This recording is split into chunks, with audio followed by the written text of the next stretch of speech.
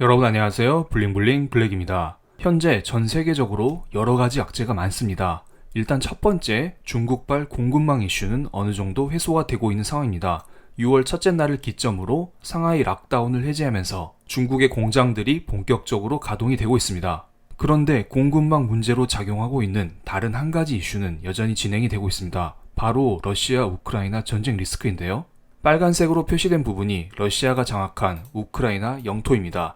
우크라이나 국토의 20% 정도를 러시아가 완벽하게 장악을 했다고 하죠. 러시아 문제가 여전히 남아있기 때문에 국제 유가 및 곡물 가격이 여전히 오르고 있는 상황입니다. 그리고 러시아가 이렇게 날뛰고 있기 때문에 러시아와 국경을 맞대고 있는 유럽의 여러 나라들은 러시아에 대한 제재를 강화하고 있습니다. 최근에 유럽은 러시아 원유에 대한 수입 금지 조치를 단행했습니다. 러시아산 원유와 석유 제품 수입을 중단하기로 하는 6번째 대로 제재에 최근에 유럽이 합의했다고 합니다. 벌써 어느덧 6번째 제재라고 하네요. 정말 제재도 끊임없이 이어지고 있습니다. 유럽연합 27개 회원국 정상이 벨기에 브뤼셀에서 회의를 열고 해상을 통해 선박으로 들어오는 러시아산 원유 수입 금지 조치에 합의를 했다고 합니다. 그래서 올해 말까지 러시아산 석유 수입을 90%까지 줄일 것이라고 말했습니다. 90%라면 거의 수입을 안 하겠다는 것입니다. 만약에 러시아산 원유 수입이 금지가 되면은 러시아 입장에서 수출이 어렵기 때문에 타격을 당연히 받을 수밖에 없을 거라 봅니다. 하지만 유럽 입장에서도 수입할 수 있는 기름이 줄어들기 때문에 원유 공급이 줄어들면 자연스럽게 기름값이 올라가겠죠. 이것은 유럽의 물가 상승을 자연스럽게 불러올 수밖에 없을 거라 봅니다. 그래서 러시아산 원유의 공급 감소가 불가피하기 때문에 오펙 플러스 회원국들은 증산에 합의를 했다고 합니다. 기존의 원래 증산량은 하루에 43만 배럴 수준이었는데 다가오는 7월, 8월에는 하루에 64만 배럴 정도 증산하기로 오펙 플러스 회원국들이 합의를 했다고 합니다. 이렇게 되면 원유의 공급량이 증가되면서 국제유가는 떨어질 수 있을 거라 봅니다. 그런데 약간 이상한 게 있습니다. 이것은 WTI 국제유가 차트인데요. 오펙 플러스 회의가 있었던 이날 국제유가는 오히려 상승하는 모습이 나왔고요. 그리고 그 다음날 국제유가는 더 오르면서 박스 상단을 돌파했습니다. 이렇게 가만히 있다가는 조만간 국제유가가 신고가를 경신할 일만 남았습니다. 그렇게 되면 국제유가는 130불, 140불 이런 식으로 올라갈 수밖에 없을 거라 봅니다. 오펙 플러스 회원국들의 증산에도 불구하고 국제유가가 상승하는 배경에는 여러 가지가 있는데요. 러시아 원유 수입 금지 조치로 인해서 러시아의 하루 평균 산유량은 하루에 100만 배럴 이상이 줄었다고 합니다. 올해에는 약 하루에 160만 배럴, 내년에는 하루에 200만 배럴 이상 감산될 거라고 추정이 되고 있습니다. 그런데 오펙 플러스 회원국들은 하루에 64만 배럴만 증산한다고 합니다. 지금 상황에서는 오펙 플러스 회원국들이 하루에 100만, 200만, 300만 이런 식으로 팍팍 증산을 해야만 러시아의 감산량을 따라갈 수가 있을 텐데요.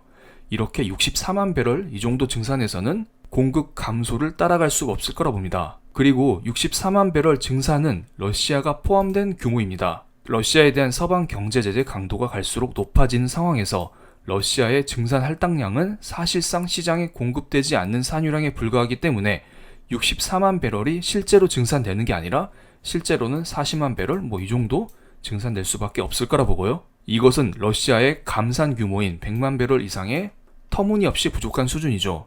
그렇기 때문에 국제유가를 떨어뜨릴 수가 없는 것입니다. 또한 코로나 경제 위기 이후로 많은 중동 국가들의 산유 시설이 노후화되어 있습니다. 2020년도에 마이너스 국제유가를 경험하면서 중동 국가들이 생산 시설을 많이 없앴었죠. 그래서 지금 국제유가가 지속적으로 올라가고 있는 것입니다. 그래서 오펙 플러스 회원국들의 증산 합의 이외에도 여러 가지 국제유가 안정화를 위한 글로벌 공조가 조금씩 나오고 있습니다. 이것은 최근 며칠간 나온 뉴스인데요.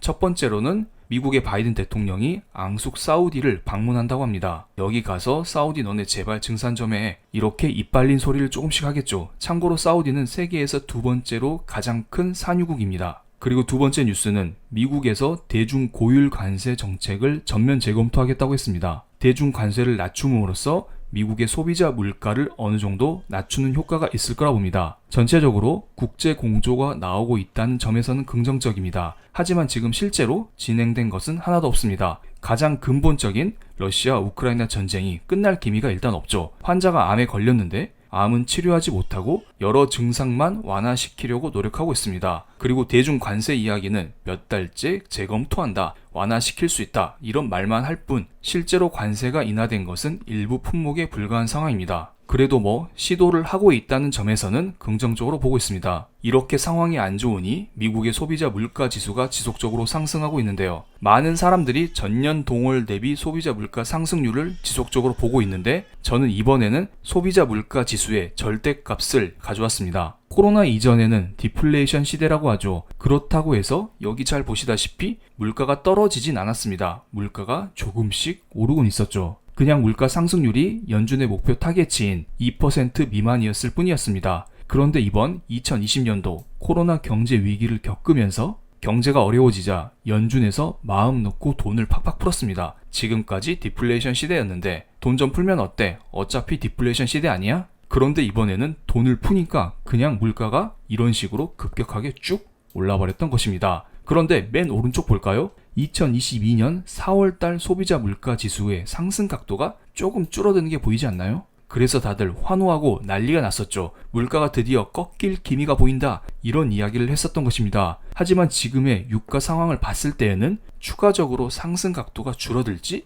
이것은 약간 의구심이 들긴 합니다. 이번 6월달 국제유가는 바로 음영친 이 부분입니다. 그리고 지난번에 물가가 꺾였다고 말했던 부분이 5월달 이 부분이고요. 확실히 5월달에는 국제유가가 안정화되는 모습이 나왔습니다. 그러면서 소비자 물가지수가 피크를 쳤다, 사람들이 이렇게 환호를 했었고요. 그런데 6월달 국제유가를 보면은 좀 이상하죠? 좀 더 올라간 느낌이 듭니다. 그래서 과연 6월달 물가가 또 꺾일지 이것은 지켜봐야 될 필요가 있습니다. 그리고 우리가 봐야 할 것은 단순히 소비자 물가 지수뿐만 아니라 기대 인플레이션이라는 것도 있습니다. 파월 연준 의장이 몇 달 전에 했던 이야기를 다시 한번 보겠습니다. 폴 볼커는 두 가지와 싸웠다. 하나는 인플레이션이란 용이며 다른 하나는 인플레가 지속적일 것이라는 사람들의 믿음이라고 말했습니다. 첫 번째 인플레이션이란 용은 방금 설명드린 소비자 물가지수 CPI를 통해서 확인을 할 수가 있고요. 두 번째 인플레이션이 지속될 것이라는 사람들의 믿음, 이것은 바로 기대 인플레이션입니다. 앞으로 물가가 어떻게 될지 사람들의 마음속에 자리 잡고 있는 인플레, 이것을 체크할 필요가 있죠. 이것은 10년 기대 인플레이션 값인데요. 2022년 3월달, 4월달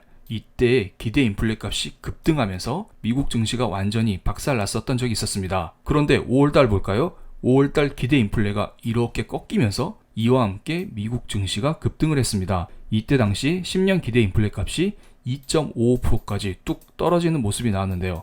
하지만 요 며칠 사이 움직임을 보면 기대 인플레이션 값이 2.55%에서 2.74%로 갑자기 뚝 올라가는 것을 알 수가 있습니다. 이렇게 기대 인플레 값이 올라가면 파월 연준 의장은 두 번째 용인 기대 인플레를 꺾기 위해 다시 한번 강경한 발언을 할 수밖에 없고요. 그래서 최근에 월러 연준 이사를 비롯한 여러 연준 위원들이 강경한 발언을 내놓고 있는 상황입니다. 이것은 미국의 소비자 물가 지수의 전년 동월 대비 상승률입니다. 4월달 소비자 물가 지수가 전년 동월 대비 8.3% 올랐다고 하면서 인플레이션이 이제 꺾이기 시작했다, 이렇게 다들 환호를 했습니다. 그리고 5월달 소비자 물가 지수의 상승률이 8.1%가 나올 것이라고 예상을 하고 있습니다. 이렇게 나오면서 물가 상승률이 좀 더 꺾였다, 이런 확신이 들면은 시장에 안정화를 줄 수가 있지만, 하지만 만약에 이것보다 조금 높게 나오거나 세부 항목에서 약간 높은 수치가 나오게 되면은 사람들은 다시 인플레이션에 대해서 걱정을 하기 시작할 거라 봅니다. 참고로 6월 10일 날 미국의 5월달 소비자 물가 지수가 발표가 되니까 이때를 꼭 체크할 필요가 있어 보입니다. 그리고 뉴스를 하나 더 공유를 드리겠습니다. 간밤에 미국의 고용 보고서가 공개가 되었는데요. 미국의 실업률이 어떻게 되었고, 미국의 임금 수준이 어떻게 되었고, 미국의 일자리 변동이 어떻게 되었는지 이것이 발표되는 자리입니다. 미국에서 5월 한 달간 새로운 일자리 수가 전달보다 39만 개 늘어난 것으로 집계가 되었습니다. 당초 전망치인 31만 개를 훨씬 뛰어넘는 수치입니다. 이렇게 고용이 잘 나오니까 연준 입장에서는 치솟는 물가 상승률에 맞서서 마음 놓고 금리를 올릴 수 있을 거라 봅니다. 이것은 증시에 악재로 작용하면서 간밤에 미국의 3대 지수가 일제히 급락하는 모습도 보였고요. 그렇기 때문에 올해 한 해 같은 경우에는 V자 반등을 기대하면서 너무 성장주 이런 쪽에 투자하시면 안 되고, 증시 반등이 나오면 나올수록 우리는 일부 비중을 경기 방어주, 원자재 관련주, 통신주, 배당주 이런 쪽으로 전환시킬 필요가 있습니다. 코스피 지수는 2700포인트, 나스닥 지수는 12000포인트에서 강한 저항대가 있기 때문에 저항대 부근에 오면 올수록 주식을 전환시키는 게 낫다. 이것을 제가 이번 주 내내 멤버십 게시판을 통해서 설명을 드리고 있습니다. 물론 현금화하는 것도 좋은 방법일 수가 있습니다. 그런데 저는 증시 자체를 엄청 부정적으로 보진 않습니다. 방금 제가 설명드린 종목들 위주로 포트 배분을 하게 된다면 결국에는 증시가 올라가면서 전체적으로 수익을 낼 수 있을 거라 보고 있습니다. 그럼 오늘 영상 여기서 마치겠습니다. 감사합니다.